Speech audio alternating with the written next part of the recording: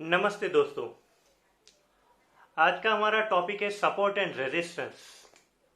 Stock market में जब भी हम ट्रेड करने बैठते हैं तो सबसे बड़ा जो अहम रोल करता है यहाँ पे वो रोल करता है सपोर्ट एंड रेजिस्टेंस की एक लाइन। आप बहुत सालों से मार्केट में होंगे, आपको पता होगा किस कैसे बनाते। वो एक सपोर्ट एंड रेजिस्टेंस की लाइंस जो बनती है ना, वो यहाँ पे बहुत ही बड़ा काम करती है ट्रेड को बनाने के लिए, ट्रेड को संभालने के लिए और ट्रेड को आगे बढ़ाने के लिए।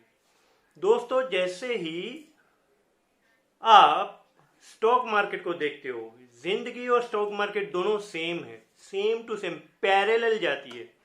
जो आप जिंदगी में करते हो वही आपको स्टॉक मार्केट में करना है। अगर आप जिंदगी में गलत कर रहे हो तो स्टॉक मार्केट में कभी भी सही नहीं कर सकोगे। अब सपोर्ट एंड रेजिस्टेंस होते कहते हो, इसकी कितनी महत्वता है वो आपको बताता हूं मैं। आप समझ नहीं रहे हो। सपोर्ट को हमने कभी समझा ही नहीं है। सपोर्ट एंड रेजिस्टेंस जो है वो बहुत काम की चीज है। आपको एक एग्जांपल देता हूं कि एक वन में थे, पंचवटी में, माता सीता और राम और लक्ष्मण, और वहां पे उन्होंने एक सोने का मृग देखा। सोने का मृग, स्टॉक मार्केट में ये जो प्राइस चलते हैं ना, वो भी सोने का मृग है। हमको लगता है अभी पकड़ लेंगे और पैसा कमा लेंगे, लेकिन ऐसा होता नहीं है। सीता माता को भी ऐसा लगा कि अरे वाह, मैंने जिंदगी में कभी सोने का मृग देखा नहीं है। राम उनको समझाते, भाई सावधान, सोने का मृग होता नहीं है, लेकिन बालहट, राजहट और योगी की हट के सामने किसी का चलता नहीं है। राम हार गए। सीता ने बोला नहीं, मुझे तो चाहिए ही चाहिए। राम गए उसके पीछे। राम को पता था कि ये जो है वो गलत ट्रेड हो रहा है, लेकिन क्या करे, फीलिंग्स आ गई। जिस भी दिन, जिस भी ट्रेड में आपकी फीलिंग्स अंदर घुस जाती है तो समझो कि वो ट्रेड जो है वो 100% पे फेल होने वाला होता है। सोने का मृग होता नहीं है। माता ने देखा, जिद पकड़ी। हमको भी लगता है कि ये प्राइस अब भी यहां से ऊपर चला जाएगा और मैं रह जाता हूं, अब भी इसमें एंट्री कर लूं और फिर पता चलता है कि साला एंट्री की वजह से स्टॉप लॉस हो गया। तो वो तो गए मृग के पीछे, हरिण को पकड़ने के लिए। हिरन आगे भाग रहा था, सोने का था, और वो पीछे भाग रहे थे। अभी क्या करे, जाना तो पड़ेगा ही ना।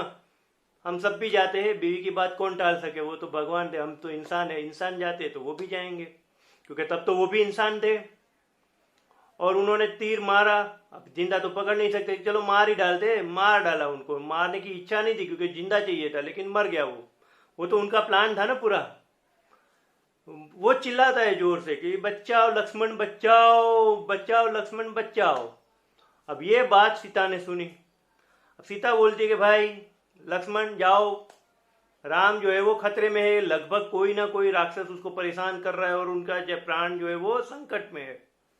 लक्ष्मण को पता था, उनको भाई की शक्ति के पर पूरा विश्वास था कि अगर गलत ट्रेड ले भी लिया है तो वो निकल जाएंगे, कोई बात नहीं है।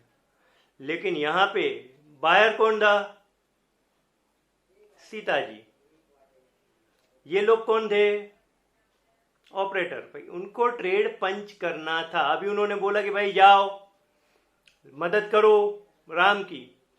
अब लक्ष्मण अकेला, वो बोलता है साला है तो कुछ गड़बड़ वाली बात। इस तरह से राम कभी चिल्लाते नहीं है और मेरे को मदद के लिए क्यों बुलाएंगे। वो खुद एकदम समर्थ है, शक्तिशाली है, उनको पूरे दुनिया में कोई हरा ही नहीं सकता है, कोई मार नहीं सकता है, बाल बांका नहीं कर सकता है, लेकिन कुछ गड़बड़ है। अब वो कुटिया से बाहर निकले। अब बात आती है सपोर्ट एंड रेजिस्टेंस की। उन्होंने कुटिया से बाहर निकला और एक बड़ी सी लक्ष्मण रेखा बना दी। लक्ष्मण रेखा तो बाद में कही गई, फेमस हो गई, लेकिन पहले उन्होंने क्या बताया, एक सपोर्ट की लाइन बनाई। सपोर्ट की लाइन यानी कि उन्होंने कहा कि माते कुटिया के अंदर कहीं कितना भी घूमो, इस लाइन के बाहर मत निकलना। जैसे लाइन के बाहर आप निकल गए तो आपकी सुरक्षा जो है वो खतरे में पड़ सकती है, और मैं हूं नहीं, भैया भी है नहीं, तो आपका ख्याल आपको ही रखना है। सीता ने बोला ठीक है, मैं आपकी बात मानूंगी, लेकिन आपको जाना पड़ेगा। तो वो चले गए। यहाँ पे रावण आया साधु का वेश बना के, वो बोलता है भिक्षाम देही, खत्म। तो सीता माता आई, बोलती है आओ यहाँ पे लेके जाओ, ये भिक्षा मेरे पास है। अब रावण था पापी, और पापी आदमी कभी भी अच्छा काम नहीं कर सकता है, ये एक कॉमन सेंस है। कभी कभी कर भी लेता है, ऐसा नहीं है। तो वो अंदर पैर नहीं रख सका क्योंकि उसके मन में मेल था। मन में जब मेल है तो आप मंदिर में भी जाओगे ना, आप कुछ नहीं पा सकोगे। भगवान भी समझता है भाई आ गया है लूटने के लिए, धुते आ रहा है। तो आप भी कभी भी जिंदगी में कपट मत रखो किसी के साथ भी। प्रकृति के पास बहुत कुछ है देने के लिए, लेकिन प्रकृति की एक सिस्टम है, वो सिर्फ उसको ही देती है जो उस नियम को पालन करते हैं। प्रकृति के पास इतना है कि प्रकृति देते देते थकती नहीं है, लेकिन हम लेते लेते थक जाएंगे। लेकिन इतने सारे मनुष्य में से ले कौन सकता है? तो ले सिर्फ वही सकता है जो इस सिस्टम को समझता है। प्रकृति के पास से लेना कैसे है, उसको समझना कैसे। तो उन्होंने तो सपोर्ट की लाइन बना दी, वो निकल गए। रावण आया, पैर रख नहीं सकता था। अब उसने डराया कि भाई अगर तुमने, मेरा एक प्रण है कि मैं किसी की कुटिया के अंदर नहीं जाता हूं, भिक्षा लेने के लिए मैं द्वार तक आ सकता हूं लेकिन अंदर नहीं जा सकता हूं, आपको बाहर आना पड़ेगा। सीता ने बोला ना लक्ष्मण भैया, मेरे देवर ने बोला है कि भाई इस लाइन के बाहर, इस दरवाजे के बाहर मत जाना, मैं नहीं जाऊंगी। बोलता अगर तू नहीं आई, मैं भूखा हूं, तो फिर मैं श्राप दे दूंगा और तुम्हारे पति का सबका तहस नहस कर दूंगा। अब सीता टेंशन में क्या करे। सपोर्ट की लाइन अब टूटने वाली है, एक बड़ा सा ट्रेड बनने वाला है, एक मस्त ब्रेकआउट आने वाला है। सपोर्ट की लाइन टूटने वाली है। उन्होंने सोचा क्या करूं, चलो साधु महाराज ही है। और उन्होंने जैसे ही उस सपोर्ट की लाइन के बाहर पैर रखा, ट्रेड फिनिश।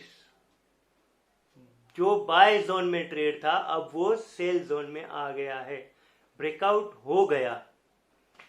रावण सीता को उठा के लेके गया लंका तक।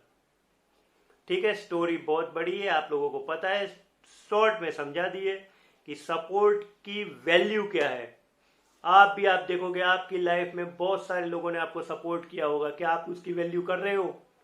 सबसे पहला सपोर्ट हमको करते हैं यहाँ पे उन्नति के लिए हमारे माँ बाप, क्या आप उनकी वैल्यू कर रहे हो? फिर गुरु आते हैं, हमको सिखाते हैं, क्या आप उनकी वैल्यू करते हो? फिर आप कोई बिजनेस करने जा रहे हो, आपके बिजनेस करने के लिए किसी सेठ ने हेल्प की होगी, क्या आप उसकी वैल्यू कर रहे हो? यहाँ पे प्रकृति आपको देने के लिए बहुत कुछ है, प्रकृति आपको देने को तैयार है, लेकिन क्या आप लेने को तैयार हो? आप जॉब कर रहे हो, आपकी क्षमता से ज्यादा किसी सेठ ने आपको सैलरी दे दी आप पे विश्वास करके, क्या आप उसको थैंक यू बोल रहे हो? हर एक जॉब करने वाला सेठ के पीछे उसकी खिल्ली उड़ाता है, मजाक उड़ाता है और उसको कुछ ना कुछ नाम से पुकारता है। प्रगति होगी कहां से? प्रकृति देने को तैयार है, लेकिन हम हमारी नासमझी की वजह से ले नहीं सकते। सपोर्ट टूटा तो ट्रेड उल्टी दिशा में चालू होगा, और वो उल्टी दिशा कौन सी है वो समझना चाहिए। सपोर्ट की लाइन बहुत ही काम की चीज होती है।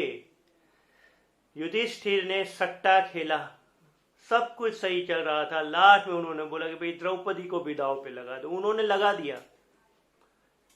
और दुर्योधन ने बोला दुशासन को द्रौपदी अपनी हो गई है, अब इसकी साड़ी उतार दो।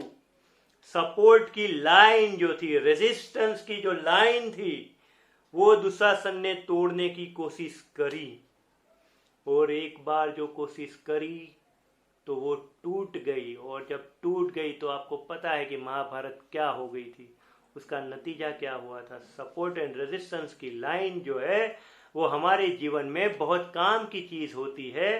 मैं ये बताना नहीं चाहता हूं कि स्टॉक मार्केट में सपोर्ट की लाइन कहाँ खींचनी है, रेजिस्टेंस की लाइन कहाँ खींचनी है, वो सब आपको पता है। आपको नहीं पता है तो ये कि ट्रेड कब करना है। कभी कभी हम फीलिंग्स में ये समझ लेते हैं कि ये तो भाव जा रहा है और अब ये टूट जाएगा, लेकिन वो टूटता नहीं है। टूटेगा कब? टूटेगा कब?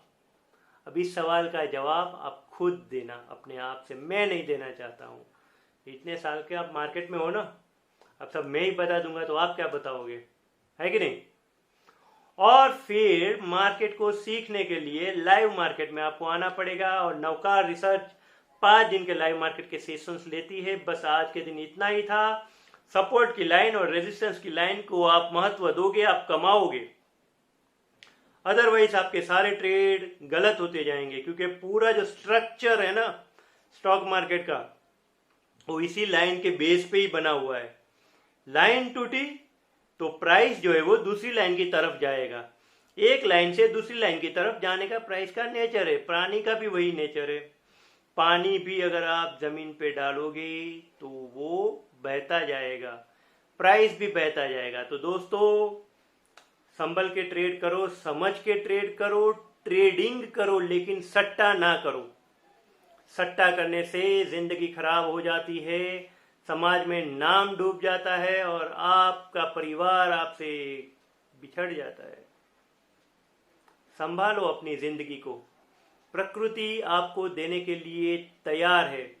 प्रकृति के पास बहुत कुछ है, बस आप उसको लो। धन्यवाद दोस्तों, वीडियो सुनने के लिए। बात समझने के बाद समझोगे तो मैंने जो बात कही है उसका महत्व आपको समझ में आएगा। अदरवाइज ये जो है वो वर्ड्स ही रह जाएंगे और आपको समझ में नहीं आएगा।